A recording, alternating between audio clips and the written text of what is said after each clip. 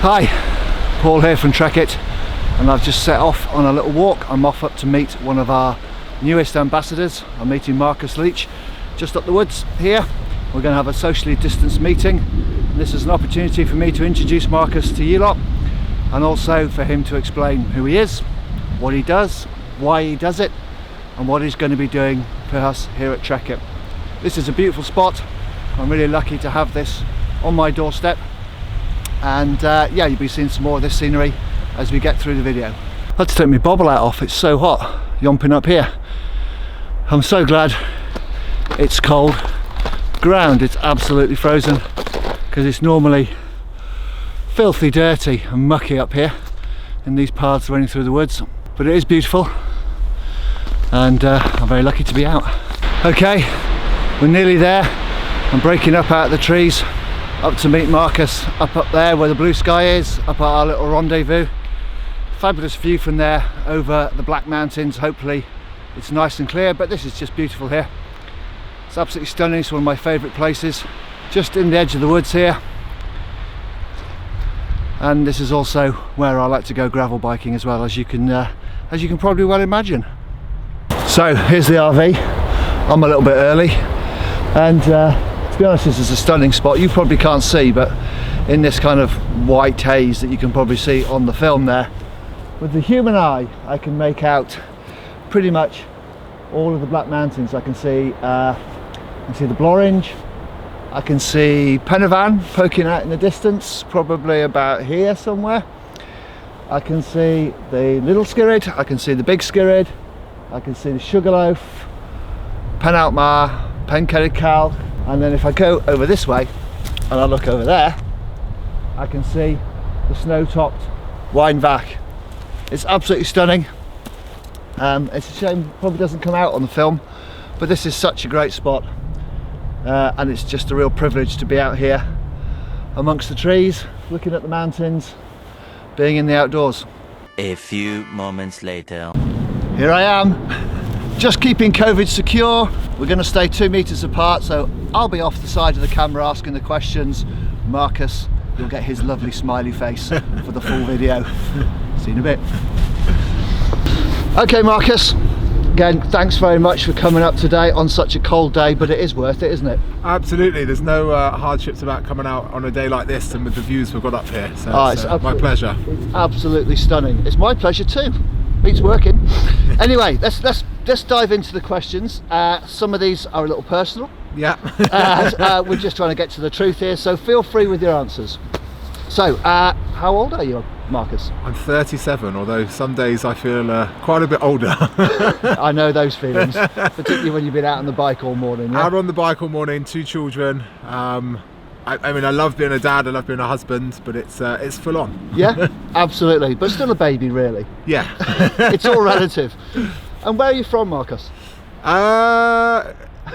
It's a long answer. No, I hate this answer, because originally I was born in Farnborough. Okay. But I've lived all over. I mean, I've moved around the world a bit. I've never really considered myself to be from a set location. Right. Without wanting to sound too sort of free spirit, I've always just been a person of the world. I love traveling, I love seeing the world. So I think I've never really properly put roots down anywhere until we've come to Monmouth. Right. And it seems to have felt like a very natural place to really call home. It's a very beautiful place to call home, isn't it? It is very beautiful, and we've lived here now for just over 3 years, and having left London, and incredibly grateful that it was my mum who gave us not so much the foresight, but maybe the nudge that we needed to realise that living in London wasn't the best environment for us raising a young family anymore. Right. Big up for the mums. Yeah. Big up for the mums. And okay, here's a you might find this one a bit tricky as well. What's your day job? What do you do to pay the mortgage? So I don't actually have a job per se. I used to have an official job, like as people would see a job. Yeah. Going into an office with a boss. I got made redundant 6 years ago now, and it was a real turning point in my life, because I asked myself the question, do I want to go back into employment? Do I want to go back into a job? And that's the next 10, 20, 30 years.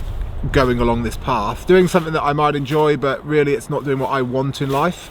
And I was brought up with an attitude from my parents of life's too short to not do what you love. And I was very fortunate that my wife at the time, well, she's still my wife now. Edit that, Harry, edit that. I was very fortunate that my wife at that point in our journey was working very high up in the city, and she said, look, what is it that you really want to do?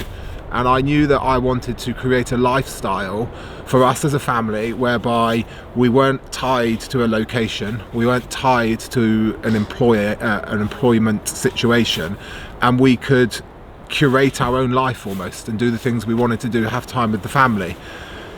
So she said, look, I'll support you, you've got a year, get going. No pressure. And it's taken me a little longer than a year, but I'm now in a position, or we're in a position as a family, whereby life is amazing. We travel, I ride my bike, I write, I speak, I work with brands to promote not just our lifestyle, but to promote to other people a healthy, active outdoor lifestyle and living life on your terms. Yeah. I mean, if you were really to push me to put it into a succinct answer, I would go as far as to say I'm an adventure athlete and a freelance writer. Okay. That's the crux of what Yeah. I do. No, that's what you get. That's yeah, I understand that, absolutely. And I think you're right, you're in an incredibly fortunate position, and you recognise that. Yeah. To be able to live the dream. Yeah. Basically. And Yeah. I mean, I do get people go to me, oh, you're so lucky you get to do this and that. And I think to myself, where was luck in those 3 years when I was making minimum, not even minimum wage, Yeah. you know, freelancing, trying to feed a family, trying to, you know, make a way. And it was hard work. It was constantly getting knocked back from people with proposals to do this, to do that. And there was no luck involved. It was a lot of hard work to get to where I am. And finally it's all come to fruition, and I think it's a message for anyone really, no matter what you're doing, whether you're out in the mountains, you're an ultra runner, a cyclist, in your day job, as a parent. It's the hard work you put in when people aren't necessarily looking that gives you the benefits of what you do when people are watching. Absolutely. I think I can completely relate to that. You know, having run a business for the last 35 years, yeah, it's only really gets to a point where I can come up and spend my afternoon in the woods. Yeah. You know, we've all been through that slog and everything, and you're right, you make your own luck, don't you? You make your own luck. People talk about this concept of, oh, you know, they're an overnight success, and you think, well, hang on, no, they're not. No. Well, unless you win the lottery. Yeah. Maybe. But there's nobody who's achieved success who hasn't worked hard for it, who hasn't had the setbacks, the disappointments, but also had the attitude to get back up and keep going, because they know what they're trying to achieve. They've got a dream, they've got a vision, and they're prepared to put the hard work into to get to where they want to be. Yeah, which is sat up here on a Friday afternoon in the freezing cold, but beautiful weather. Yeah, chewing the fat. Yeah. Okay, so what you've talked about adventure racing, you talked about cycling, running, etc. So what would you class as your main hobbies? I mean, we, as a brand, Trekitt is kind of an all-mountain brand, and we try not to pigeonhole people by you're a climber, you're a mountaineer. So if you take my own experience, for example, I've been a runner, a fell runner, I've been a cyclist, I've been a mountain biker, I've been a climber, I've been a mountaineer, but the thing that ties that all together is the mountains. Yeah. So what are your main hobbies? What do you do? My big passion is cycling. And I know for some people, they think of cycling, they think of lycra, they think of, you know, road bikes and, you know, that sort of thing. But for me, it's more adventure cycling. And I think I've always had this fascination with finding my own limits and exploring the boundaries of what's possible. And for me, cycling's always been a great means to do that. So it started off as road cycling, but it gradually morphed and developed into adventure cycling, where if I can keep off the roads and ride 1,000 kilometres, I'm happy. 1,000 kilometres, you heard that right, 1,000 kilometres! So my passion within cycling is ultra cycling. Okay.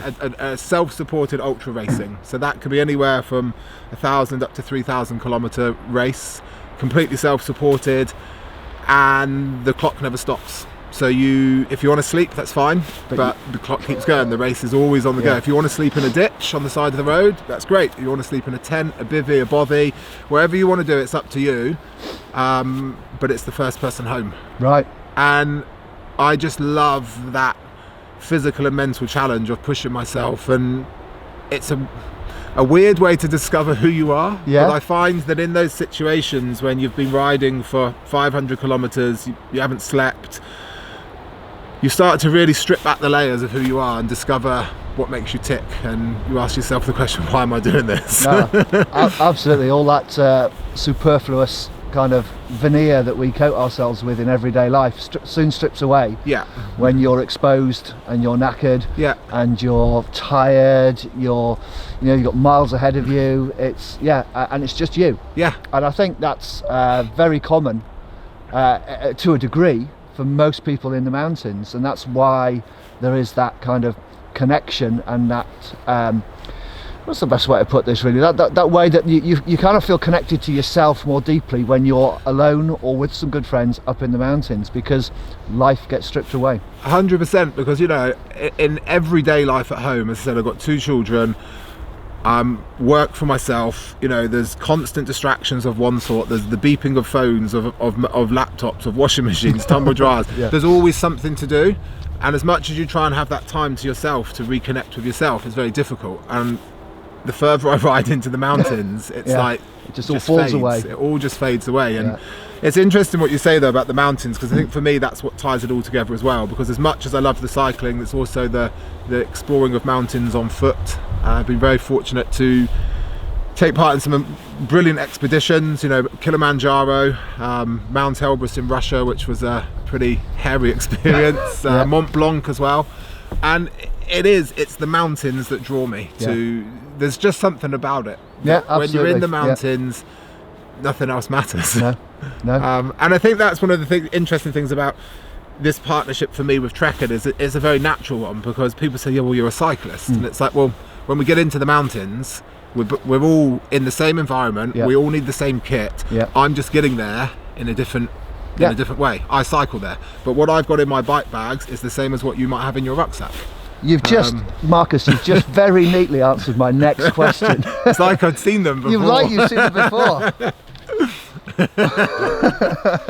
So I was going to ask, and you have answered it, but let's expand on that a little bit more. So why Trekitt? I mean, your background is predominantly cycling. So why Trekitt? I mean, let's just repeat yourself. Yeah, no, it's fine. Or we'll get Harry to just put that on a loop. I think for me it was an obvious partnership to come on board and partner with you guys at Trekitt, because for me, as an adventure cyclist and a lover of the mountains, I'm still ending up in the mountains. I might not quite get as high up as some people on the bigger peaks and things, but ultimately I consider myself sort of a mountaineer on a bike almost. So the kit that I need when I get there is exactly the same as the kit that a walker or a hiker is going to need, in as much as Hi there. Hello. When I'm in the mountains, I need the same kit to survive and thrive and enjoy myself as I would if I'd walked there.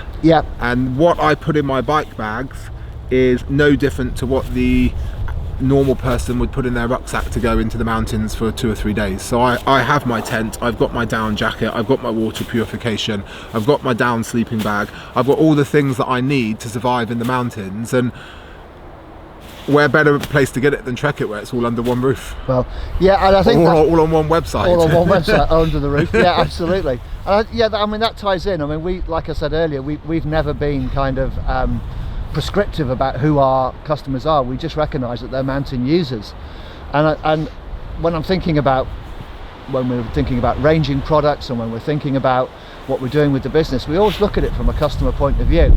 And to be fair, there's no better customer than ourselves, because we're all kit freaks. We're all mountain users. Like I said, I've run, I've cycled, I've climbed, I've mountaineered, I've skied a little bit. So I don't class myself to be any one of those things. I'm just a mountain user. And I think that applies to the vast majority of our customers as well. And it's just providing the safety and the assurance of having good kit. And I think that was the thing for me. The more adventurous I've become, I've started going to a lot more remote places. You know, I've been out to Peru, up into the high Andes, been out into the jungle in Laos, the desert in Oman. I'm driven by exploring, you know, places where you're out there, you are on your own, and you need to have the right kit. And as great as the cycling side of things is, there's no one else that you know, within the cycling realm who are doing the kit that I need for when it gets to the extreme. And I almost see it that the cycling kit that I've got gets me to the base of the mountain, and then from the base to the top or deep into the mountains is where the actual mountaineering kit comes in. I concur. Yeah, absolutely. And I also think as well, we're living through an age where a lot more people are cycling, a lot more people are bike packing, because it's a great way to get around and see the world, and more people are wanting to spend time out and away from home and reconnect with nature. I think it's plain to see with the times we're living in that people increasingly want to be in nature, and they need the right kit, and cycling's a great way to go and do that. So for me, it's a natural partnership. Yeah, absolutely, because cycling gives you that instant access, doesn't it? You can ride from your front door pretty much within current regulations, etc., and get into some kind of open space rather than having to drive. And there's obviously an environmental impact there as well. But you're right, that huge impact on our well-being and our self-worth and just our mental health. Just being outdoors is such a tonic, it's such a revitalizer, and it's a rebalancer. I'm glad you said that word, because I was just about to say, for me, it's about balance. And as I said, I love all the aspects of my life, but if I didn't have my time to myself, I don't think I would be as good as dad as I can be, as good a husband as I can be. I don't think I could give so fully to all of those if I didn't have some time to myself. And some people say to me, oh, isn't it selfish you go off sometimes for 48 hours on your bike? And Kim, my wife, will tell you that actually in doing that, I'm more present when I'm at home anyway, because I get to have my time. And she's the same, she has her time. And I think in any relationship, you need to still have your own individual interests, and it helps me balance everything else. And I think if you push too far in one direction, you lose balance. But equally, if I went off for 2 weeks on my bike, I'm neglecting something else. So it's all about balance. No, as absolutely. Much as I'd happily go off for 2 weeks on my bike. No, it's about balance. It's like every good relationship, isn't it? It's your relationship with yourself. And what is driving you. It's your relationship with your partner, it's your relationship with your children. Everything is balanced. Now I know my wife will completely agree. If I'm stomping about the house being grumpy because of whatever, she's go out for a walk. Go out for a walk. Take the dogs out. Go out on your bike. Just get out. And I come back and I'm a happy person. But also for me, it's really interesting. My little boy's 5.5 now. Little girl's 2.5, and noticing the impact of what I do on them. In a very positive way, that they see me in some different situations. First of all is being committed to something and seeing what you can achieve when you're dedicated, but also seeing them develop a love of the outdoors. And my little boy last lockdown wanted to set a challenge that if he rode 50 kilometers in 7 days, could he get bike lights, because he wanted to come on a night ride with me. You know, and we didn't go far, but we went for an hour's night ride. You know, Dorothy had gone to bed and off we went. But equally, from a competing point of view, when they see me go and take on my races, they've seen me do really well in races, being at the finish line after, you know, 4 days away on the bike, and they're there to greet me. But they've also seen me fail. And I think that's one of the most powerful lessons you can show your children, is to show them that it's all right to fail.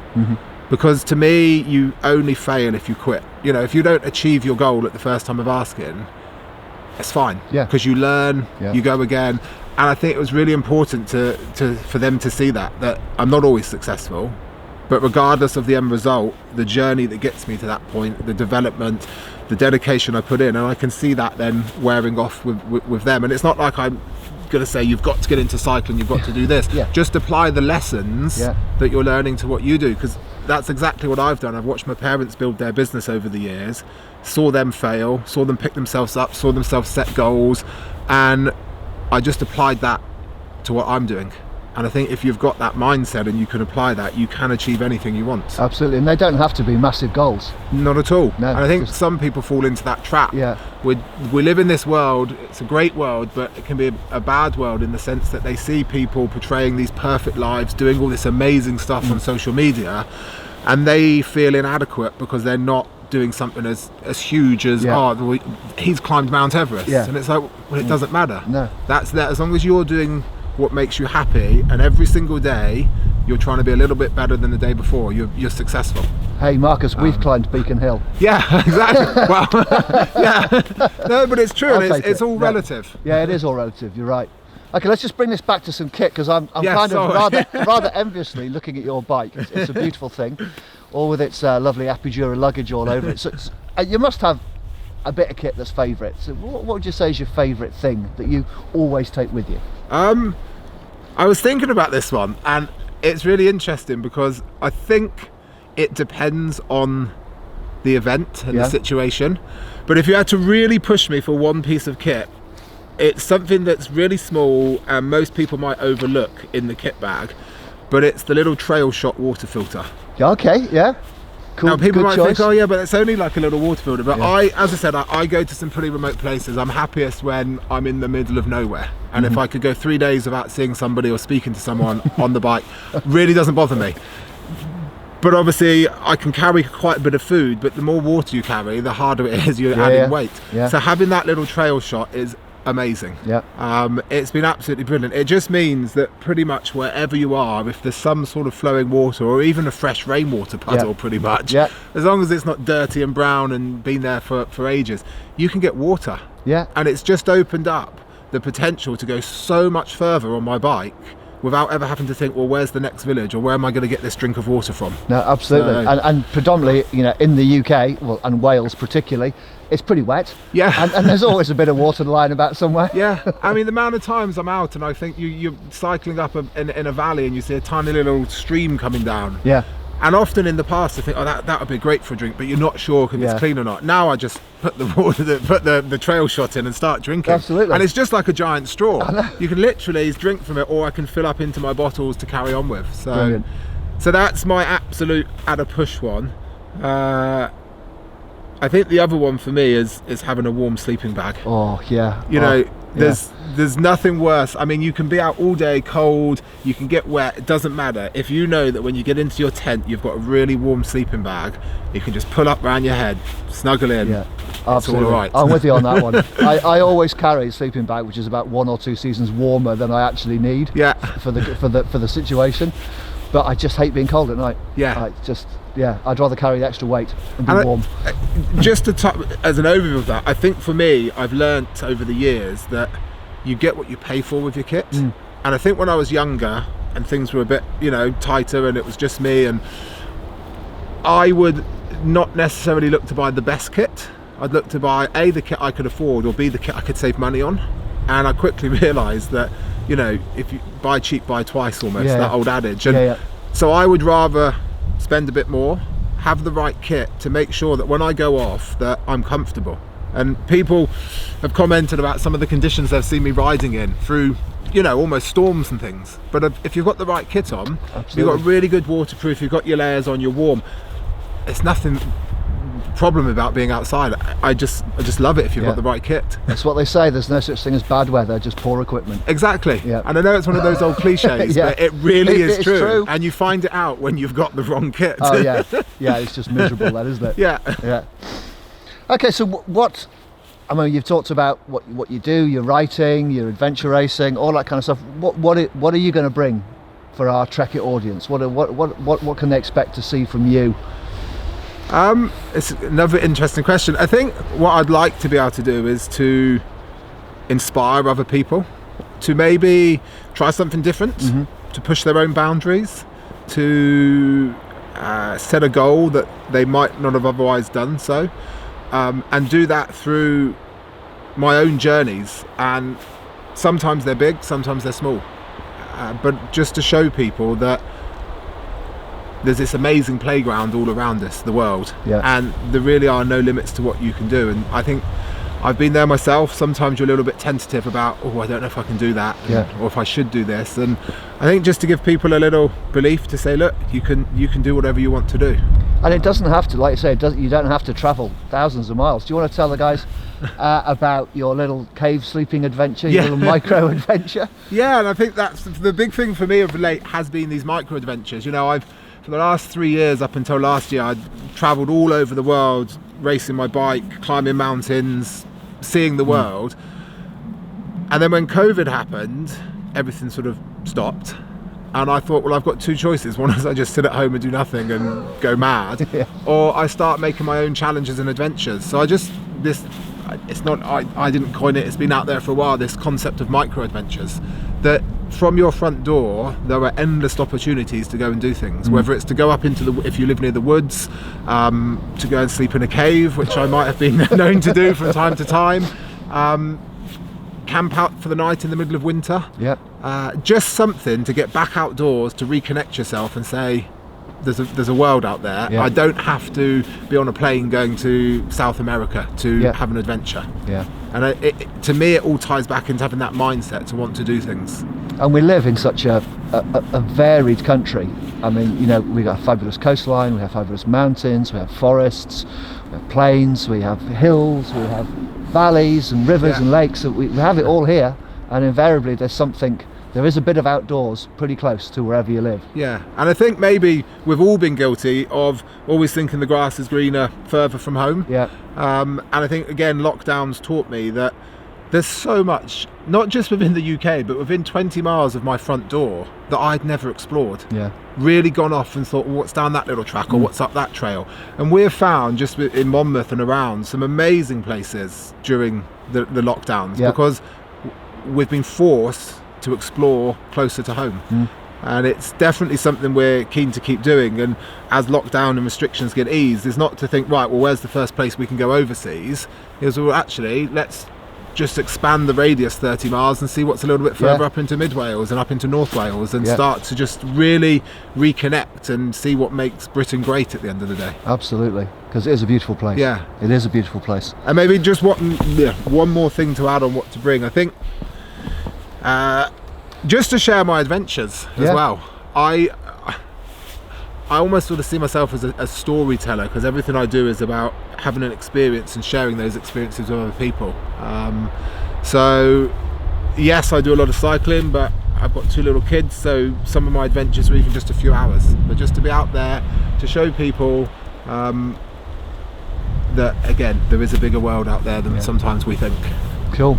No, that's great. That's great. Well, we're so looking forward to working with you. And just coming out on a Friday afternoon and doing a bit of filming in the cold. All right, just final question, and this is one from Harry. Whilst we're all being serious, tea or coffee, Marcus? Coffee. I'm not even going to hesitate. Well, actually, I'll counter that with, I've got this weird thing that I can't drink coffee until I've had a cup of tea. No, see, I've got no problem. But it's funny, if you ask me in the mornings what it is, no, it's coffee. When I wake up in the morning, I'm a bit of a coffee, I say a nerd. I used to just use Nespresso. And again, was thinking sustainability is not brilliant in terms of, you know, the pods. And I know you can get the eco pods and things, but I was like, it's not the best thing for the environment.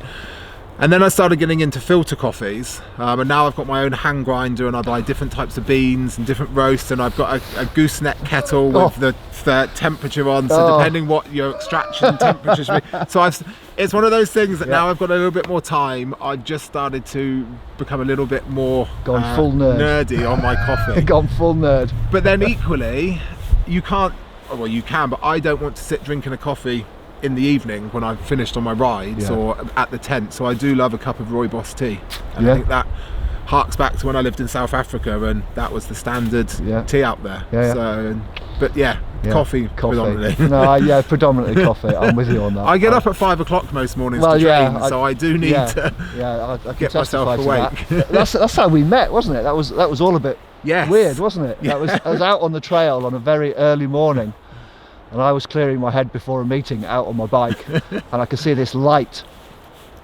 hurtling towards me, and I was trying to outpace him, and I didn't stand a chance. No, it was very unusual, because cycle that track a lot for training rides, and I never see people on that track at 5:30, 6 in the morning, funnily enough. Funny enough, yeah. So as soon as I saw someone, I was like, right, I'm going to catch up with them and see who it is. Yeah, target acquired.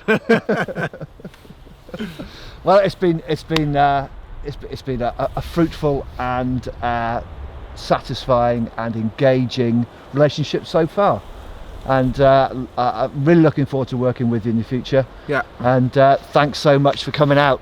And it's not been much of an ordeal, has it? No, it's been a pleasure, and just to say that I am on, obviously there'll be stuff coming out through you guys at Trekitt, but I'm on social, I'm very engaged, I love chatting to people, hearing about other people's adventures. If you've got questions on kit or bike setup, things like that, I'm always happy to help. Because I've always believed that, you know, once upon a time I didn't know much about what I was doing, and I wouldn't have got to where I am had it not been for the generosity and kindness of other people taking the time to explain things to me, show me things. I'm a big believer in, you know, what goes around comes around, and give back to the community. Awesome. Nice one, Marcus. Right, should we go and get warm? Yes. Yes. All right.